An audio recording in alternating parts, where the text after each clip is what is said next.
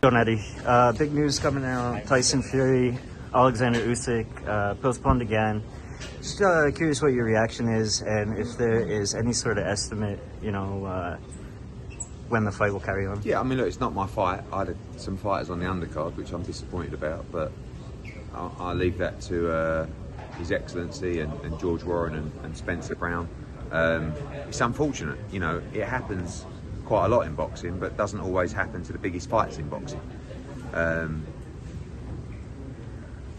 2 weeks out, probably one of the last couple of spars for Tyson Fury, and looking at the cut, doesn't look like a pleasant cut.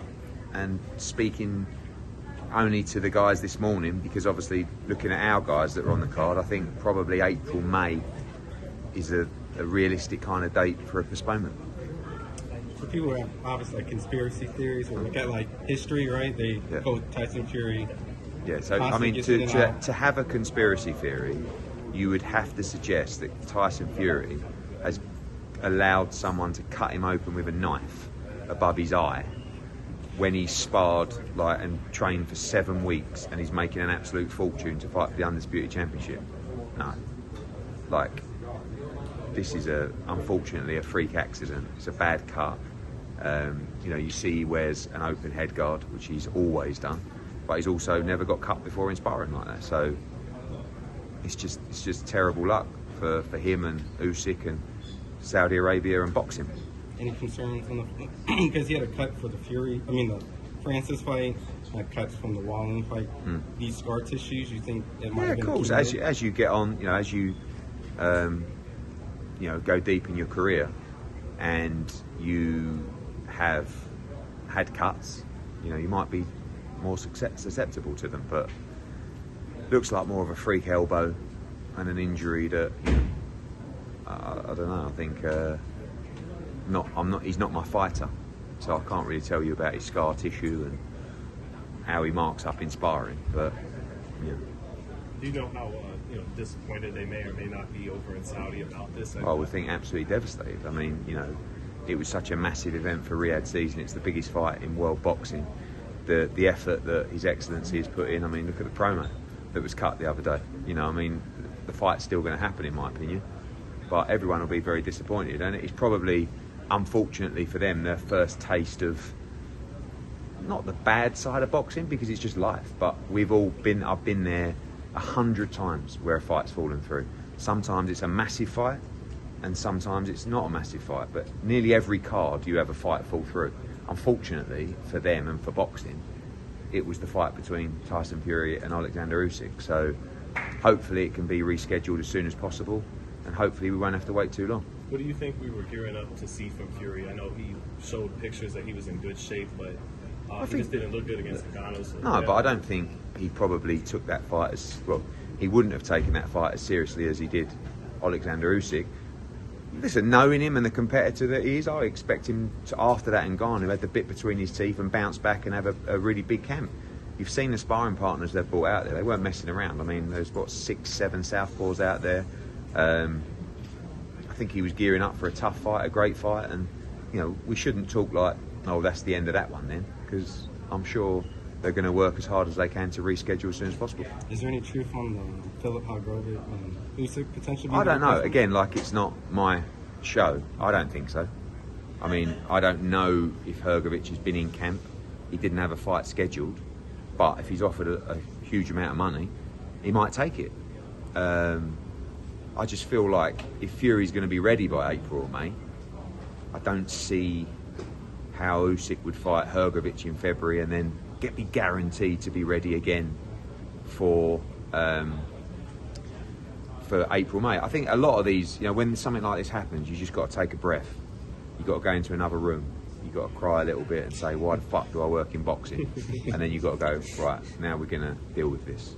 So sometimes 24 hours is a good thing to be able to just realign your thoughts and decide what's best. I know you believe the fight is still going to eventually happen, but if for some reason it just never does come off, Usyk and Fury, What would you say to maybe matching Joshua with Usyk again a third Yeah, time, I mean, even though it's look, the fight we really want is Tyson Fury, and it was our hope, and still is, that Fury can beat Usyk, become undisputed.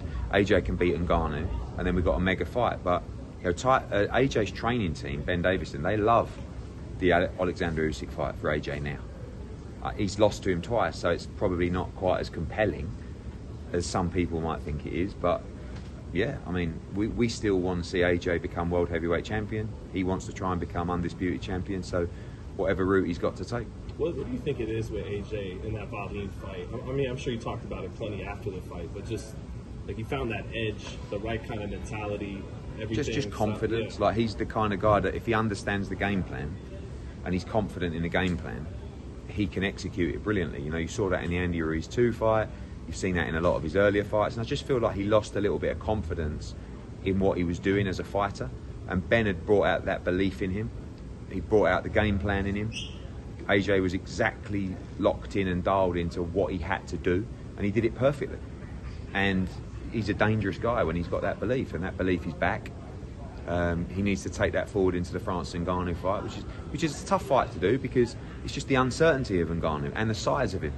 Do you know what I mean? But he's just got to have that same belief, and he'll be fine. You think he knocks Ngannou out? I do, yeah. Yeah, I do. I think Ngannou is a immovable object. I think he's a giant of a man. But I still don't buy into the fact that you can just turn your hand to professional boxing and beat the number 1 and number 2 or 3 heavyweight in the world. But you have to give him huge props for the Tyson Fury performance. Have you talked, to AJ at all, about him being like Lennox Lewis was once he got with Emmanuel, and Vlad once he got with Emmanuel, and now like him having that kind of thing with Ben Davison? Do you think that's what he's establishing with Ben Davison? Yeah, I think people talk about AJ being less aggressive. It's just education. It's understanding the sport. Like, he used to go into fights and just want to get the fight over as soon as possible, because he wasn't even really sure if he could do the rounds. Do you know what I mean? So now, and he realised that when his offence was like that, as he found out against Andy Ruiz, it was also dangerous. So all he's done is become smart. That's all. Same with Vlad. When Vlad got stopped by Corey Sanders and those guys, he just said, I need to improve. I need to improve my defence. I need to be harder to hit. And that's what he did. So really, AJ always wants to be entertaining. He always wants to knock people out. But he also wants to win. But if he can do that with that kind of aggressive element like he did against Wallin, fantastic. Seeing that the Saudi Arabia's fight, Fury and Usyk, is being postponed, do you think all the momentum may shift towards finalizing this deal with Better Be Even Bivol? Yeah, I think knowing his excellency, this will rile him up, and he'll say, right, we want to double down, right? Maybe they find another fight for February 17th, or maybe they say, this is the new date, get Bivol Beterbiev done, get the Matchroom Queensbury card done, push on for Joshua against Ngannou. That's the kind of mentality they have. They're not going to sulk and say, oh, we're not going to do boxing anymore. Like, I think this will make them even want to be more hungry for it. So it's a big blow, and it will be their first experience of disappointment in the sport, of which we've all had for many years. But unfortunately, it's boxing. All right, thanks everyone. Thank you. Thanks, Eddie. Really appreciate it.